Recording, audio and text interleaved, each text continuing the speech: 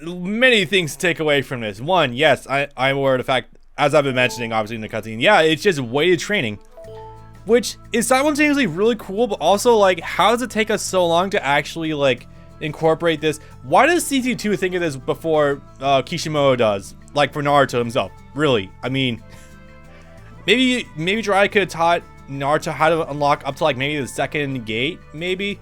I mean, Kakashi can do up to the first gate, I think. Kakashi can either do the first or second gate. I don't remember offhand. He did it once before. Okay, a lot of things to take in. Right.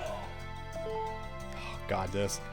Okay, I'm gonna flash things on screen. If you want to pause to look at them, you can. I'm going to give a very rough overview, however. Okay, Heifer Village. Yeah, I got it. Okay.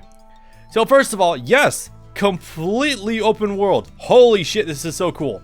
So, okay, so completely open world.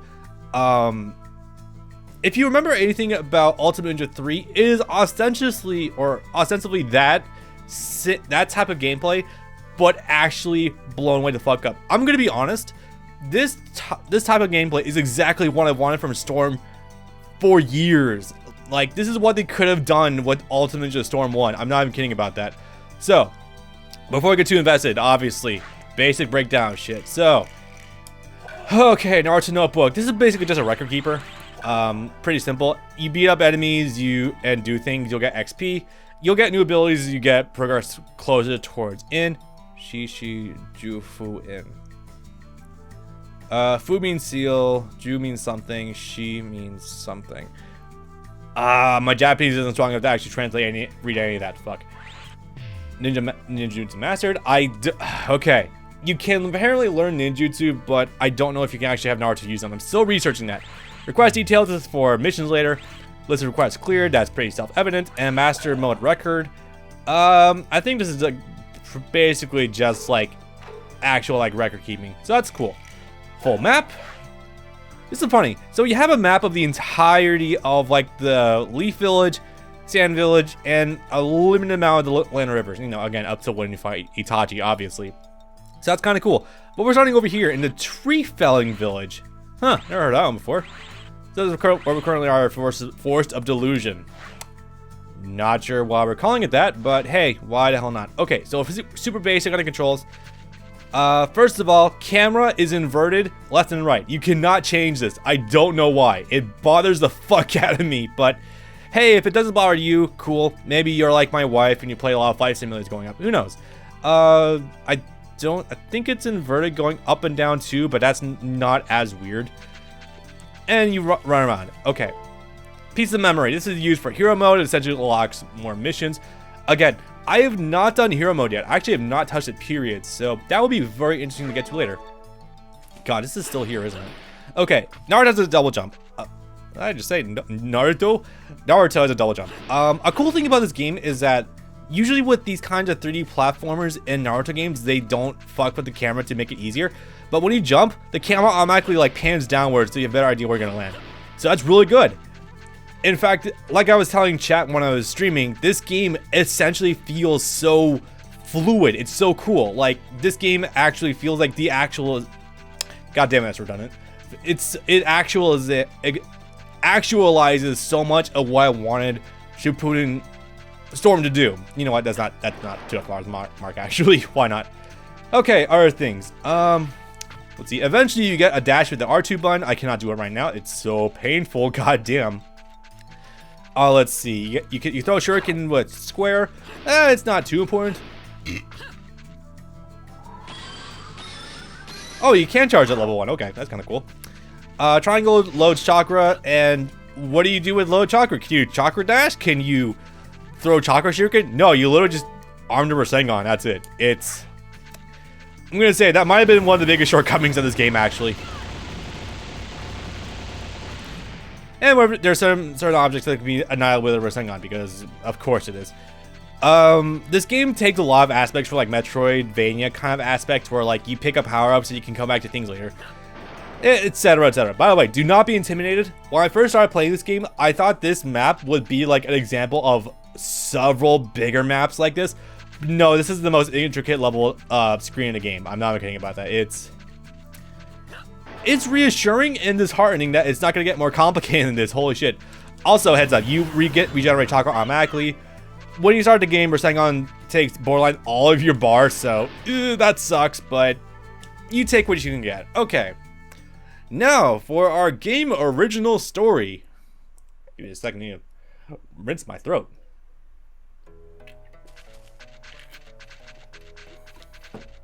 And this time, we're not searching for a busty blonde. Pervy Sage, this is that village? Hello, that highs. This is Tree Felling Village. There's a cave where you can mine high-quality crystal. Oh god, I forgot to mention the thing actually. Okay. Wow. Oh, that's going on back. Holy shit. Clash with the Black Shadow, the bond between parent and child. How many of you remembered this? The fact that we had these cute title screens for new episodes. God, I miss it so much. So do I. Let's go check Like, it was so simple, but it was so charming. Anyway, so since I could pause the dialogue now, and it's not going on automatically, funny thing about this game. Literally every single aspect of this game, from the ground up, is fully dubbed. You might think I'm exaggerating. That, like, no, surely, like, not even, like, individual text boxes with, like, NPCs aren't dubbed, right? No. Every single NPC in this game is dubbed. Every single bit of dialogue that Naruto has is dubbed. Holy shit, this game had a lot of work put into it. Like, it seems like excessive overkill, especially since CC2 was working on Storm 2 in this time period. But I gotta say, I appreciate it. God damn. Like, it really breathes so much life into this. Also, you hear more than one character voiced by a lot of extras like Kyle Heber and other such people. We're counting on you. Oh. Ah, there's that Kirk Thornton. And here's Aoi, voiced by Laura Bailey, in one of Laura Bailey's more very subdued roles. I have a controversial take. The more I listen to her, the more I think that Laura Bailey, I can't tell if it's just a lot of directors in video games, like, just having her do it, but, like, she is always, like, her delivery is always just flat in a lot of games. Like, maybe it's just me, maybe there's been a lot of, like, anime in the past where she's a lot more expressive and delivery is a lot less awkward, but, like, a lot of modern stuff, like, I just don't get it. Like, I would honestly go to so far as to say she might be a little overpaid or overhyped because of this, but, like, I don't know, maybe it's just me. I kind of get that sense with Travis Willingham as well. Like, Travis was good as Roy Mustang, but not a ton else. I don't know. These are just, like, my general opinions on voice actors the older I get, but I'm not saying I dislike them at all. God, no. I'm just saying that I'm gonna pin that blame squarely on directors and roles they pick up. And hello, dull-looking MILF. Weird. Voiced by Wendell Lee. Live close to this village. Are you okay? You seem like you have a cold or something. You know, with the context of the last year and everything, yeah, someone walking around with a cough is more of an alarm bell than it usually is. I'm fine, thank you. Holy shit, the last time I did a Naruto game was before the pandemic. How the fuck did that happen? Yeah, well, I hope you're okay. And focus look on Jiraiya. Jeez. I love how the games always imply that he knows exactly what's going on at any given time because he's so old and wise, but that's sometimes not really the case. Anyway, what's this human ritual thing or whatever? Human ritual! Oh boy, here we go. It's a ceremony to offer human sacrifices to a demon living in the mountains. We did it, boys! We got human blood sacrifices to Naruto! Everyone go home, we've accomplished everything! Oh, you knew about this too, Pervy Sage? Of course you did. It's pretty common knowledge, actually. Do you not want to treat Naruto like an idiot and actually just acknowledge the fact that Naruto's never really been outside his village for an extended period of time? That's right. And the girl there. She's to be sacrificed in that cave. To what end? Hold on. Wait just a second. And Naruto reasonably has objections to this because, wait, do you mean to tell me in this day and age, and granted, this is Naruto, granted, but people in this day and age are still doing the whole human sacrifice thing? Step 2. Human sacrifice. Oh boy. Sacrifice? So you mean that girl over there? Yep. It's a one-way trip. Her duty is to forfeit her life to appease the demon. It's so stupid.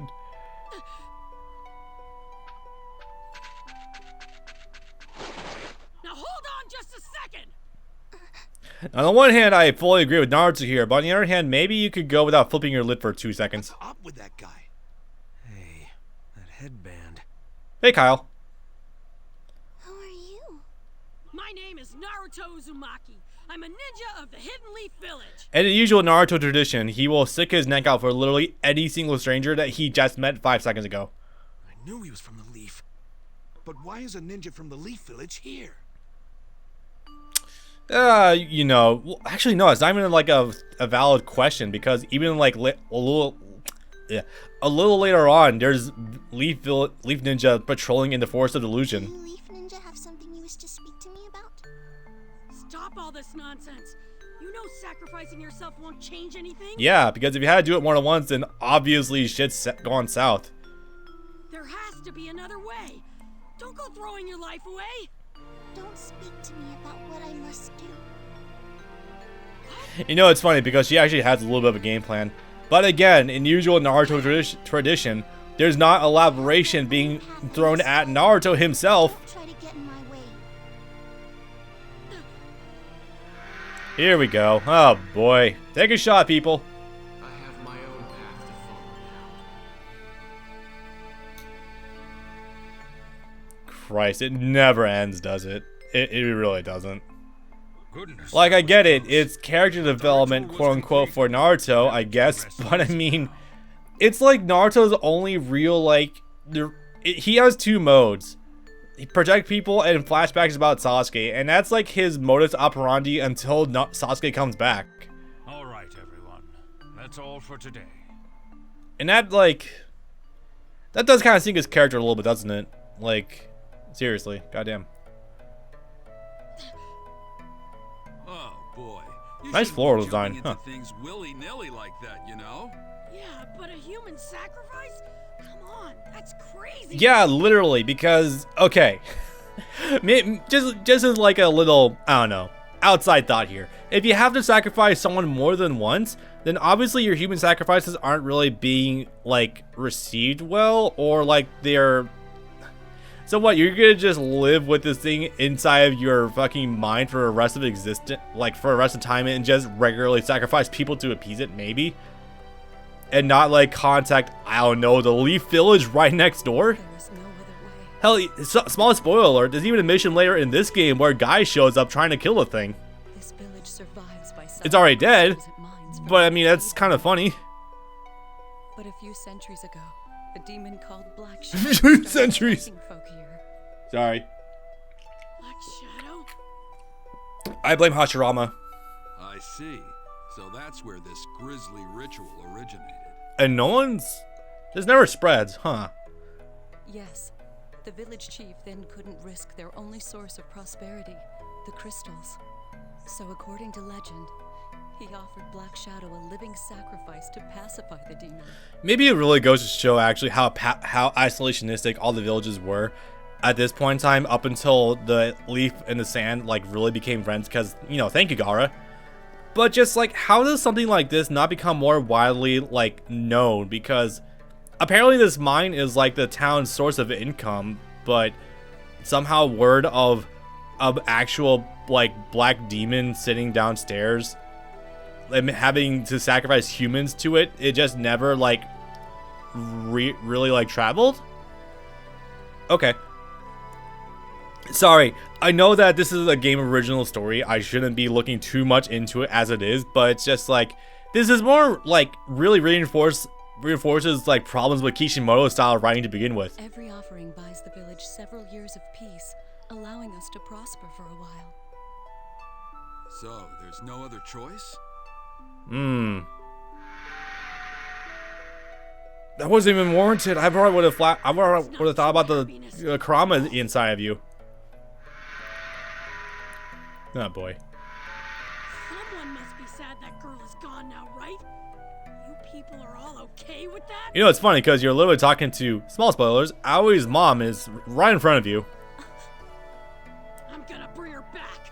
and I'll take care of this black shadow while I'm at it. You know, normally I call it foolhardy, but considering he literally has one of the strongest demons in the world inside of him, and it regularly gives him chakra, I think he could do it. I actually would be willing to bet that this Naruto could do it. Back, okay? Sit tight. Naruto, wait! Pre-time skip? Maybe not. Shippuden Naruto? Yeah, I would bet money on that.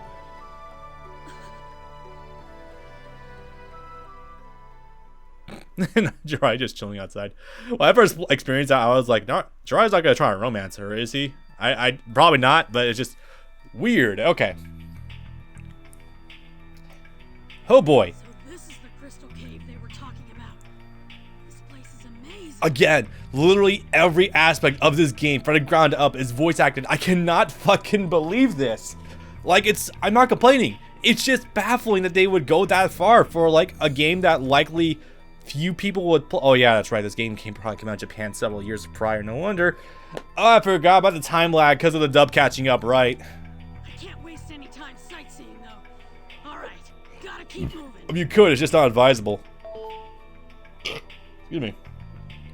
Okay, about the Crystal Cave. From here on, you will control Naruto and guide him through the Crystal Cave. Trapped in obstacles, various actions, disposal, and events. Yeah. Chasing the human sacrifice girl. She has a name. Game, she has a name. Like, really? Okay.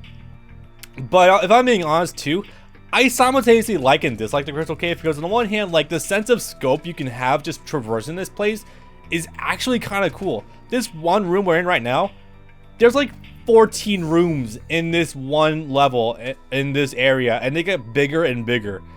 So like, that's really fucking sick. But could you have maybe add a little bit more visual diversity? Kinda? I don't know. Anyway, so yeah, XP. So you'll find XP scrolls. They help level you up. They will do so alongside beating the fuck out of enemies. So that's really cool. And I fell. Oops. Fuck. But maybe this is for better though, because yeah, the showcase, this is not a death trap. Don't worry about that. Something else will be a death trap later. No, there's no death traps, guys. Don't worry about that. I'm just fucking with you. But no, slight inconvenience. So come back up here. Oh, sure, I could just walk across the board, right? Nope. You can't. It collapses underneath you. Too bad, homie. This really also emphasizes that you're gonna get upgrades later on that will allow you to more easily traverse this, because holy shit, having to climb back up here every single goddamn time, dude. Also, there's a chest right in the middle of that, huh? Actually, you know what? I can probably time this just well enough to get it. I think it's around here. Ah, ate my input. Damn. Okay, yeah, it's unfortunate, but you know what? That's fine. We'll be back and able to get that before long, so do not worry about that at all. Also, don't worry. Even though we're moving currently at an actual snail's pace, Naruto's gonna get a lot faster before we're even done. Actually, that's the cool thing about his leveling with these beads on is the fact that the more adjusted he gets to the beads, like the more movement options he actually gets as a result. Like, it's really cool and innovative like that. Well, I won't say innovative. Nifty, I would say that.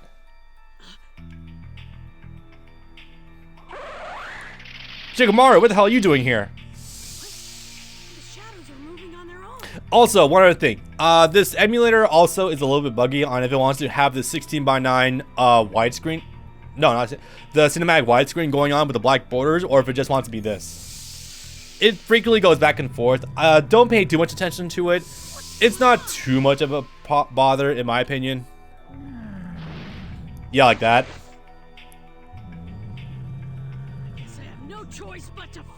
Also, pay attention. A lot of these cutscenes with Naruto. Actually, I can use my mouse for this. How about that shit? You'll notice that like there's a lot of like herky jerk movement for the camera in these cutscenes. The game's trying to replicate like handheld camera motions. So if you're wondering about that, no, just the game's doing it literally. Just so you are aware of that fact. Combat. What's this you say? Yeah, there's combat in this game. Well, I mean, probably shouldn't be surprised about that, actually. Anyway, taking notes about this. So, this is fine. So, the combat in this game is actually very similar to how it is in the regular 3D style. In fact, think about it retroactively. I think this combat might be the inspiration for either, like, Ultimate Ninja Storm Impact or the 3D combat of, you know, Storm 3, like with Sasuke, and then there's like exactly one level where you can choose whoever you want to play as, and it's really cool. So it's kind of dope. I actually don't mind this at all. This is really sick. So anyway, combat's really simple. Circle gives you a big ass fucking combo. In fact, borderline infinite. Honestly, you can literally get away with just mashing circle, and you'll probably do fine. Like, for example, because there's no projectile enemies on the screen right now. By the way, you do fight more things, not just shadows later on. Don't worry about that fact. You'll frequently end up, like, just juggling people, like, infinitely. It's cool and dynamic, though, at least. That's very sick, but conversely, this also becomes a huge pain in the dick because with how repetitive this all is, it's like, huh, yeah, we could have done this a little bit better, huh? Also, death animations. Some of them are really good. I'm gonna try to highlight as many as I can that are actually just fucking great to look at. Action level up. The beads are now blue. And now you got Sour Clone Jump, which is a godsend. I'm not gonna lie. It's really good.